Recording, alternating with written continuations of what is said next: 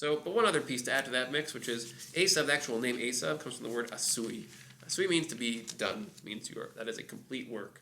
And I just want to give you guys like the background of what's going on in the whole story that we're really focusing on. This was just kind of like little add-ins just to sort of show you where Chazal are coming from. There's a bunch of other ones too. It's not all of them at all. But the word Eisav, when Eisav at first comes into existence in Parshas Toldos, so you guys are probably familiar. He had very red skin, he had a lot of hair. The Medrash describes how he was basically he looked like he was much older than he actually was already from a very young age. And Yaakov was like a regular child. And the Medrash picks out all of that from the word Eisav because Eisav literally means to be done. You are complete. And so thematically, there's another add-in just to point out is that we're still right now in what's called the Galus of Edom. We're currently experiencing whatever Edom is. Eisav is called Edom, so he's literally known as Red. So, hey, Big Red, like that, yeah, that's basically what he was. So, we're still in that phase right now. So I just want to sort of show you what this battle was, and then we can pretty much end with that, which is this whole story. When you talk about the showdown between Yaakov and Eisav, so this whole, every detail of it kind of revolves around the actual showdown between Yaakov and this thing that's called some kind of malach, some kind of angel, or what's called in Chazal, Saro Shel Eisav, literally the force that's behind Eisav. Whatever Eisav's about, he has this force behind him that sort of expresses that. So just to sort of show what that is, so the concept of being done, of being Eisav, in contrast to what it means to be Yaakov, so to be Yaakov basically means that you are operating as, we can call it as opposed to being complete and just sort of done, so you actually have this what we call we'll call it process. Process means that instead of being done, you're constantly getting further. There's always more. So the question, of course, is well, if you're always getting more, that also sounds kind of like Yesh Li Rav. I always want there to be. I have so much. I'm always trying to get more. And then if you look at the Pachim Ketanim story, also there, what exactly does that mean that he was interested in getting these small containers? So if you look at the Medrash's language itself about what the small containers were about, so it says to you, tzaddikim understand what exactly every little thing is that they get, that everything comes from their effort and from Hashem. In other words, people who are, again, to be a tzaddik means to see things the way that they are. You are what's called a realist, from the word sodek, which means to be right. You are accurate. So what is an accurate perspective? An accurate perspective is that every single thing that comes into your space, especially if you're a person like Yaakov, who the way he saw it this way was because he came with zero and struggled for 20 years and slowly accumulated things over time. And so when you do it that way, so then you basically never forget where every single thing comes from, and then you don't just blow things off. You're not just oh, well, that's not important. I have so much, I don't need that. He doesn't think I have so much, I don't need that. He thinks every single thing is part of what I got from Hashem and from my own efforts in the world.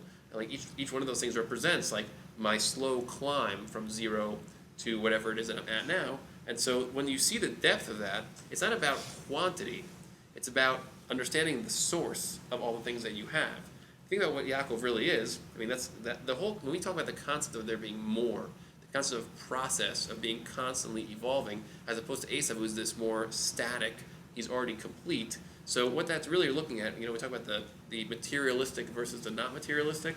So it's not that Eisav is materialistic. It's that if you relate to the things that you have purely from a quantitative level, in other words, I just have a lot of things, and now I'm going to have even more things. So you might feel oh, look, I'm growing. There's more and more and more. I'm in process. But actually, it's just counterfeit process because you think you're getting more, but actually you're just getting more things.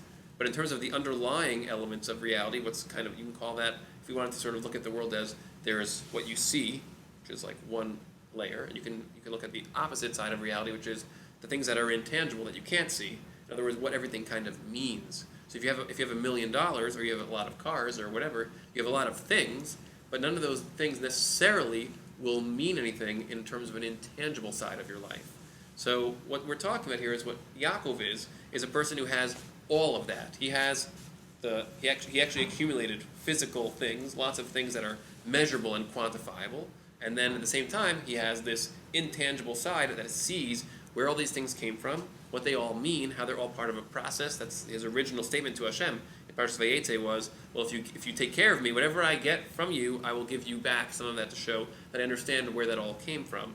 And then basically the Eisav contrast to that is, well, I just have a lot, and like I don't really have anything that's in terms of the intangible depth and meaning of reality. I just have the more surface level. What there is what there is, and that's it. Which, by the way, Esav's grandson Amalek, Eliphaz's child.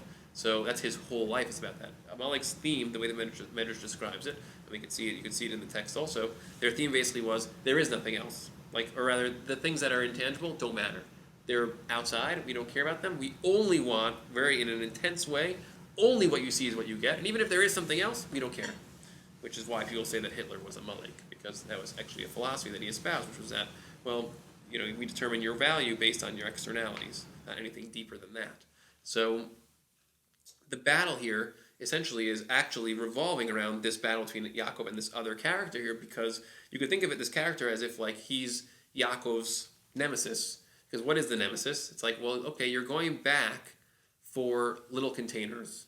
It's like the ultimate expression of the possibility maybe you're actually on the wrong side. You're on the other side of the river now. What are you doing? You're going back to get small containers. Why are you doing that? Is it because you got confused and now think that you have to have a lot of things and I don't want to leave back anything because I want to have a lot of things? Or do you understand the depth of what these things are and that every single thing matters because every single thing took sacrifice and effort and connection, and it's all part of all of the depth and meaning of your life? So Yaakov goes back, and that's actually the battle that's described. It's between him and what Eisav is about, and that's why this story revolves around that, because the whole story is really about Yaakov starts off Eisav is very, very powerful, because look, there's so much of stuff in the world, and the Eisav dynamic is very, very strong, and it's Eisav has a lot of power as a person, and Eisav always had a lot of power. Yaakov was this person who was largely, relative to Eisav, struggling to even keep up with him and get ahead at all. And there's a very intense competitive dynamic between them, which is already a different story. What's going on in Parshas Toldos, why are they in competition and what Yitzchak had to do with that. But the point here is that Yaakov slowly had to get the strength to even operate opposite Eisav in that kind of way. And the story basically plays out along those lines. And then it kind of culminates in that Dvar Torah line, which is that when Eisav says Yesh li Rav and Yaakov says Yesh li Kol, so Yaakov is actually saying I have everything. It doesn't matter how many things I have in terms of actual items, because the quantity is not all that matters. It's the quantity with the quality underneath it. The intangible side has to be present underneath the tangible side. But you can't have if you just have the tangible side, then you're going to say things like Yesh li Rav. And you're going to watch that, for us in our current learning. So it's important to see that pattern or whatever. But realize that when you read through all the stories, this is not just here, and it's not just in the sentences that I showed you. This is a theme, and it's constantly threading its way through all this, because Yaakov's struggle is constantly to basically make a decision. Well, am I an Eisav type person, and I'm a Yesh li Kol type person, which is what Yisrael is kind of about. That also, the name Yisrael, or am I more of a Yaakov person where I don't have so many things? And Yaakov's struggle is to be okay, I can have a lot of things and have a lot of depth and constantly keep those things operating in harmony and in tandem, not just in harmony, in parallel, in tandem. And so that's why, when I made fun of the materialistic approach before, because it doesn't do it justice at all, because no one's saying that you can't have stuff. But what we are saying constantly is that you can't have stuff and that's it. If you don't have a counterbalancing force of depth and intangible connection underneath that stuff, what that stuff means, in an equally powerful way, then you run into problems. And you run into Eisav problems, which is, and I would like to make an argument. That's why there is this approach today that says that America is like Edom, because we're still in Galus Edom. And the reason is because the pull of this context is very much in that direction. Anyone who's in this country feels that way, because you feel there's a lot, and again, it doesn't mean that people in this country are materialistic, that we are all too materialistic, not saying anything like that. There's a big trend like that. After Black Friday, there was all these guilt articles about, wow, America, materialism, consumerism. I'm not saying that at all. I think that it's 100% fine to go and buy lots of things. But the problem is when you don't have a counterbalancing intensity about also learning a lot of Torah and getting a lot of depth and a lot of Hashem. And so it's totally fine to take advantage of sales on Friday if you're learning Parshas Vayetze on Shabbos or whatever it was. Parshas Toldos. I think it's Toldos. And if you do those things, if you make Black Shabbos happen, you're learning Parshas Toldos at a very high level in depth. That's what you can, and you're not thinking the whole time about how you're excited for the new things that you bought. So then you're counterbalancing the two things, and it's totally fine to have Yesh li Kol with lots and lots of these different kinds of things here. Because that's exactly the battle of Yaakov. It's that you can be Yaakov and have both of those things, but you have to understand the battle of that. If you don't know that battle, then you're like, okay, like it's very part of, like I have things. Sometimes I learn because I'm supposed to learn, and you don't understand that you're at war. Like you're literally at war all the time with this problem. Yeah. Is this struggle even within, like, to me it sounds like you're also describing what you described in the beginning. Meaning just the idea of how to approach Torah. It sounds like Sure, of course. On the surface level or on a deeper level. So yes, 100%. Well, now you're making a very distinct contrast between materialism, but it sounds like it could be even within Torah that almost like Eisav was like the surface approach of like. Well, that's the irony. That's what's called El Bona Shel Torah. It's like the insult of Torah. What I was really doing now is just sort of showing how I'm showing what Eisav is and the battle that we have with Eisav. And even the battle with Eisav, there's more depth to it because the deeper side of this whole discussion is, well, what exactly is the relationship between the tangible world and the intangible reality that's behind it? In other words, how do we relate the things that we have to Hashem? And because just to point this out, this story at a much deeper level is talking about how Hashem actually translates himself into all physical things. So like everything is actually from Hashem in a very deep sense. All physical reality is an expression of Hashem's being in the world, almost like in a concentrated form. So when you see that, so every little thing that you have, which Yaakov experienced that, actually is like containing Hashem's self, which is one of the reasons why Chazal say the Pachim Ktanim concept.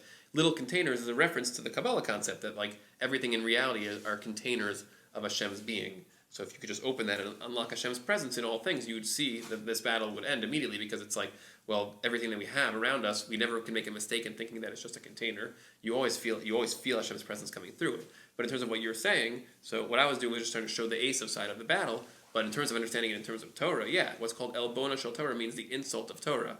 That there is an insult to the Torah now. Because not just now, in many time periods it was like that, where when we don't understand the war, so then it ends up turning into a situation where we're kind of chill about the actual Torah itself, and we're like, yeah, well, we'll learn some Torah, but like we have the things that we really care about, and that's understandable because if we don't know the Torah well, so we don't see it in a deep way, then it's hard to be pulled towards that. Whereas if you have, if you're in finance or law or any other kind of job, so there's so much complexity to immerse yourself in it. But if you're going to immerse yourself in that, there has to be a parallel immersion in the Torah, and the goal of this, is to sort of show that is possible. Not just possible, it's like super awesome to do it. And we just did a small things here. If we know the story really well, then this would have already clicked in a million other parts and be like, oh, this goes with that goes here, this fits with that. So this is like, it is definitely the same dialogue as that, but just that's the other side of it. How to sort of realize that there's an insult to the Torah when we don't keep up that side of things. But the reason for that is because all the Torah is a map of the intangible reality that we're talking about here, and even the tangible reality too. So when we talk about learning the Torah at a deep level, so we mean, well, if there is a whole array of truth behind what you can see and measure, and not things themselves are actually expressions of this very, very deep layering of things that are intangible and we'll call invisible, or whatever the word is for that, and the Torah maps all those out. So of course, learning this in depth is going to naturally be the cure or the balancing for the Eisav side of things, because all this is showing you, it's not that the Torah is a thing, the Torah is describing reality. So learning Torah is not like just like a random activity we have to do, it's like, it's literally absorbing clarity and perspective on what it is that we're in this whole context. So that's like a really important deep thing that needs to be constantly understood. It can't just be like, well, I learned some. That's exactly the same breakdown of Shnai and Mikra versus actual learning. So that's basically the framework. Those are the two sides, and I think that those things. There's a lot of, like I said, there's a lot of layers. What it means to actually be Yaakov and Yisrael, and Yaakov's constant moving back and forth between those two names is part of the same dialogue as what we're saying now. And in terms of the actual Eisav character, this all, like I said, it threads back and forth to earlier and later parshios. And the Yaakov character gets more and more and more evolved in this problem as this parsha and the next parshios go on. And you see that again and again when he's dealing with Paro, like later on in the stories with Yosef, and even the story with Dinah. You'll see these threads playing out again over and over. Okay. There are times where he's called Yisrael and Yaakov. Yes. As he moves forward, whereas right. with Avram, went from Avram and then to Avraham, and he was called. Because Avram was basically set up to be Av Hamon Goyim. Like once he got to a certain point, Avram had enough. It's like being like a great dad, and then like having such a big heart that you can also include like all of your kids' friends as like you could watch out for them and care about them in that kind of way. Avram loved everyone like that. So that was like his way, and it was his struggle too, because it actually caused problems, like with Yishmael, like his kids didn't have enough of their own space. But with Yaakov's struggle is like very different. Yaakov's struggle is what we call the struggle with emes, which is basically like he struggles to actually to know when to share and when to hold back. And like that's his problem constantly. He goes too far. He lies. Doesn't say enough. Like in the Dina story, in the next part, he literally just like says nothing, and his kids are like, "What are you doing? You're literally allowing this to happen," and that's why they counterbalance that and overreact because of that, which is a very intense result from that. So Yaakov is like he's all over the map because of that, whereas Avram was very Avram was extreme on the sharing himself side, what we call chesed, in an unhealthy way also a lot of the time. Yitzchak was extreme the other way, and Yaakov is constantly oscillating between those two.